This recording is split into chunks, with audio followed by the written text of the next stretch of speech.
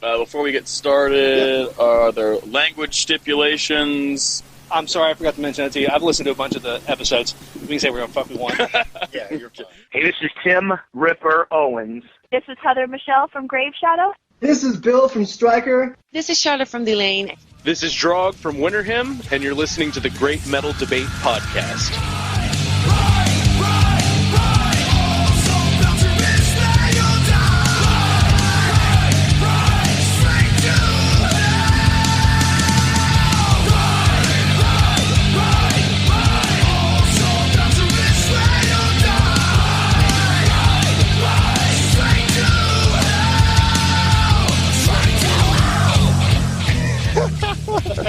Welcome back to the podcast, metal fans. We're excited to share with you an interview with another set of exciting, cutting-edge musicians. I'm here with Hunter Correll and Stephen Casciato from Kentucky Alcohooligans, Stagecoach Inferno. Guys, thanks so much for taking the time to join us today on the Great Metal Debate. Thanks for having us, man. We're stoked to be here. We're here in Louisville, Kentucky at the New Vintage, evening of the release of your debut CD, A Town Called Atonement. How does it feel for you guys to be here? Too fucking long to wait, but we're happy it's here. It hasn't really hit me yet. I'll let you know tomorrow. No, it's been a long time coming, and we're mostly just excited to get it out finally, you know. And I'll say this, we're not even halfway or a half hour before bands start, and we've already got nothing but friends hanging out at the show. So it's going to be just a big party. It's a big old party. Yeah, it's going to be fun. Yeah, I was back here with you guys back in May when Winterhymn was here as well. Yeah, and it was an awesome show. That was an awesome show, but there are more people waiting around right now before the show than there were at that show, so should be an exciting evening. They're here for Winterhymn. Yeah, they're here for Winterhymn. They're going to fucking leave. That's how it should be. Well, I do actually want to ask about that because you're playing the bill with Winterhymn once again. You'll have a long relationship with Winterhymn? How'd that start? I mean, it's been several years now. We played... It was on a PowerFest bill, PowerFest 2, right? Yeah, Cincy PowerFest. We shared the bill with Winterhymn. That's where we all sort of met, right? Well, I think they played with Stagecoach before Steven and I were in the band, but that was PowerFest 2 was where Winterhymn learned how dangerous it was to try to keep up with us drinking, and then that cemented our friendship. Yeah. We kind of all became friends through that show and a couple subsequent visits, and all just kind of going to each other's shows in Cincy and Louisville, and it's always fun to play with them, and they've only gotten better since we've seen them. They're on the way up, and it's their latest record's phenomenal. If y'all haven't listened to it, so do that. Yeah. Well, let's talk about you guys, and if you before we talk about A Town Named Atonement, let's go back in time a little bit and talk about your respective backgrounds. How did you each get into music? Ooh, you want me to start it, or do you want to start it? Oh, I guess I'll start. So, I don't know. I didn't grow up around music, really. When I was a kid in middle school and early high school and stuff, I tried every sport and activity and club and whatever. Nothing really stuck, and finally, I heard AC/DC on the radio, and I was like, man, that's the coolest shit I've ever heard. I want to do that. I told my parents I wanted to learn guitar. They're like, okay, is this the next thing? But I kept bothering them about it, and they got me some lessons, and that's the one that stuck, and I'm still doing that, it turns out. How about you, Hunter?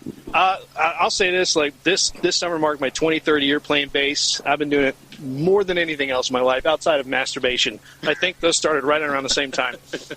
So, masturbation in private, playing bass in public. Either way, I'm servicing myself. Right? I'm servicing myself. But, I've been in a lot of bands. I started out on, death and grind metal super early, when Napalm Death's Utopia Banished came out. My mind was blown, and I was 7 or 8, and I was like, Daddy, I want to listen to more of this. This is amazing. And my dad's a Southern Baptist. He was like, I don't understand it, but we'll just keep on buying it for him, whatever. Hunter's way more metal than me. Yeah. But also I'm bald, and you have beautiful long locks. But I will say, it's been a long time coming that I've been lucky enough to have such a good group of dudes to be in a band with. I've never been this close and friends with band members before, and I've been in, I think this is my 17th, 18th band.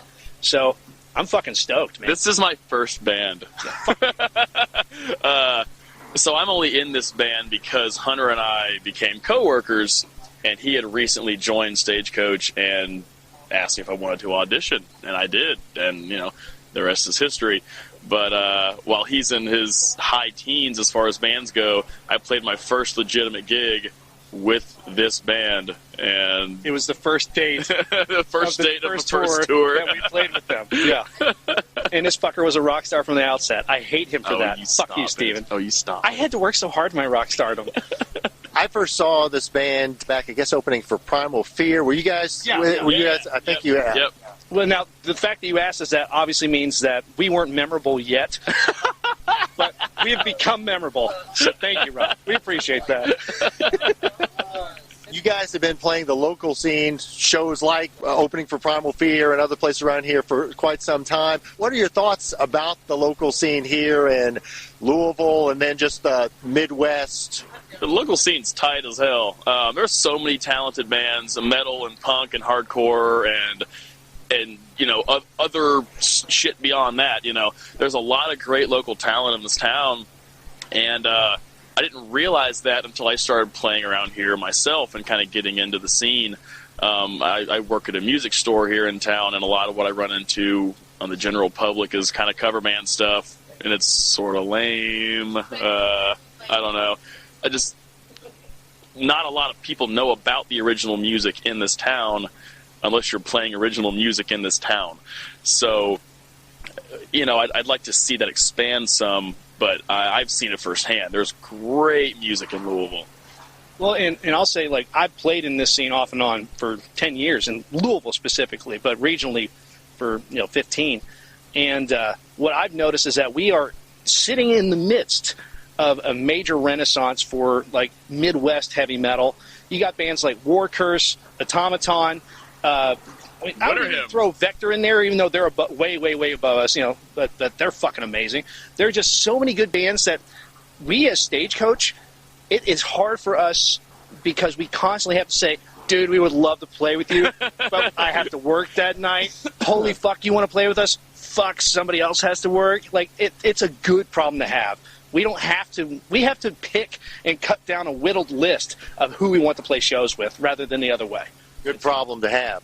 One of the things that differentiates you all from some of those other amazing bands that you mentioned is just kind of the look and aesthetic that you all have that harkens back to the word is gimmick.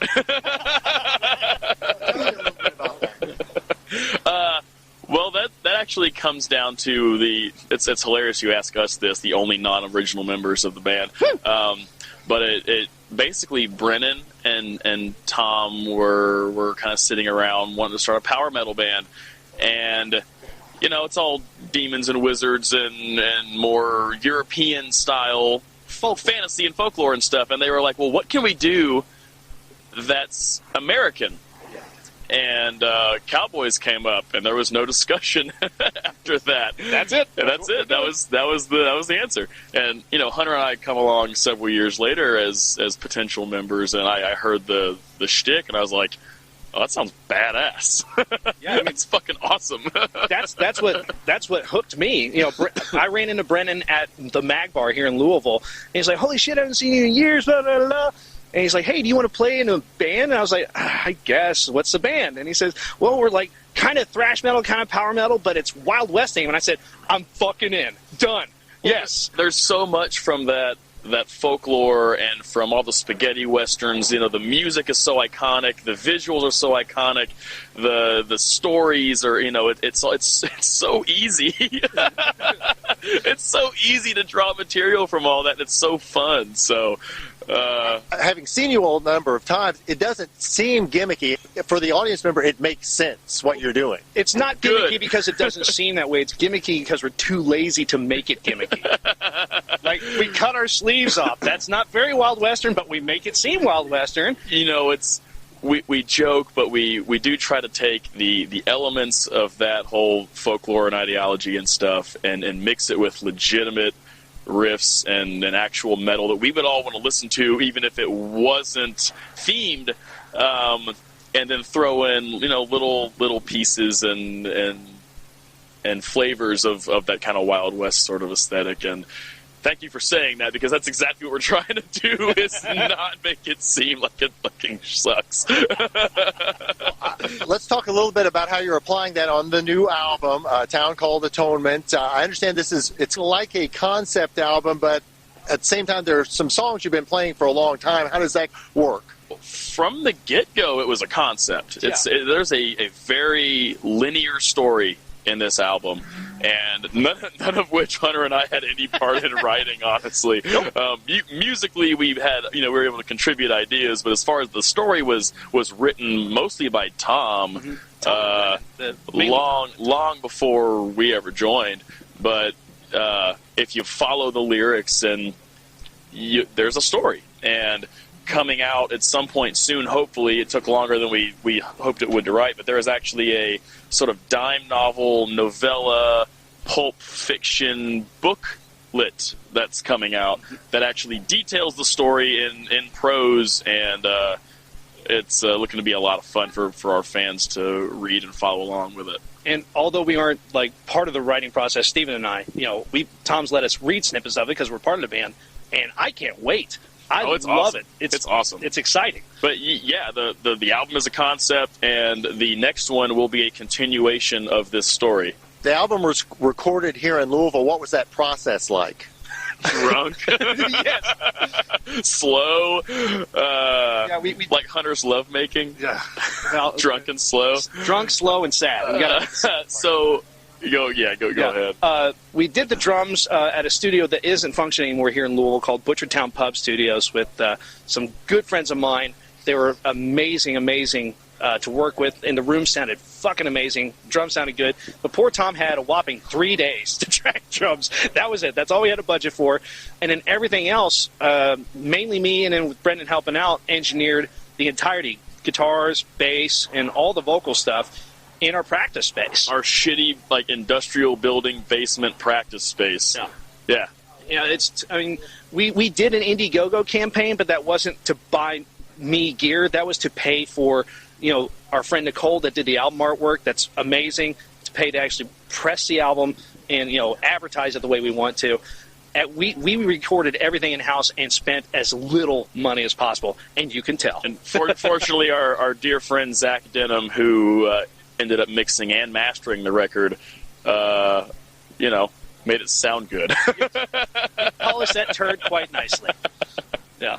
So, having played some of these songs for some time, did they undergo a significant change in the studio, or was it more about cleaning it up and putting the icing on the cake, so to speak? In the studio, more about cleaning it up and putting the icing on the cake. Now, there was an extensive period before we got into the studio that we added parts, we changed parts, we rewrote parts. Lyrics, in particular, underwent a pretty heavy change, and once we got in there, it was more about just playing it right, execution, and not fucking it up.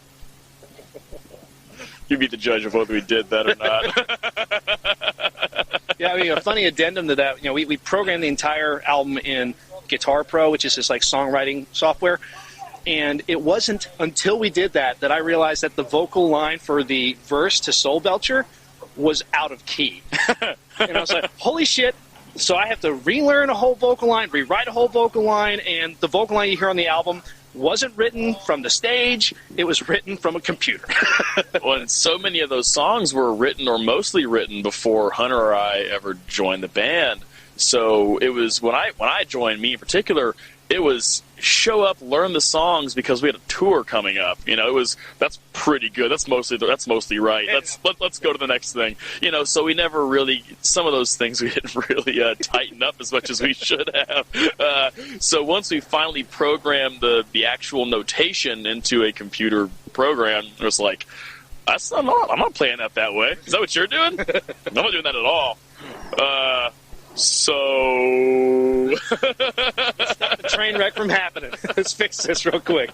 Well, you guys alluded to the next album that you say may also be a concept album. Have you all done any writing or work on that so far? And I'm curious about your all's input on that next album. I'll say this. the two songs that Steve and I had the strongest influence on were the last two songs in the album. And one Hammer thing, and Tongs and Restless Spirits, by the way. Thank you.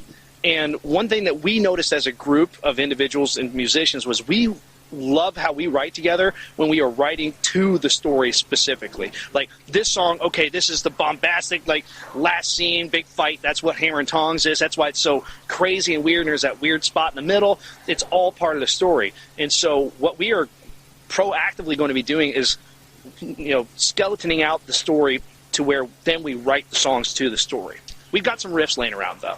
Yeah, after, because when we joined, it started off by learning the songs the band already had completed, obviously, but then Hammer and Tongs and Restless Spirits were largely incomplete, so it was very collaborative between the four of us finishing those up, and it was a lot of fun. We're extremely happy with those songs, so yeah, we're going to storyboard the next album and write songs to fit the mood and the plot of each little separate chapter of that, and we're very pumped to get going on that after the turn of the year, and we kind of finish up with this, getting this album out, just get it off our chest. That was going to be my next question. After Louisville recovers from the night of debauchery, what's next for you guys the rest of the year, and any plans, immediate plans for early 2017? Probably a nap.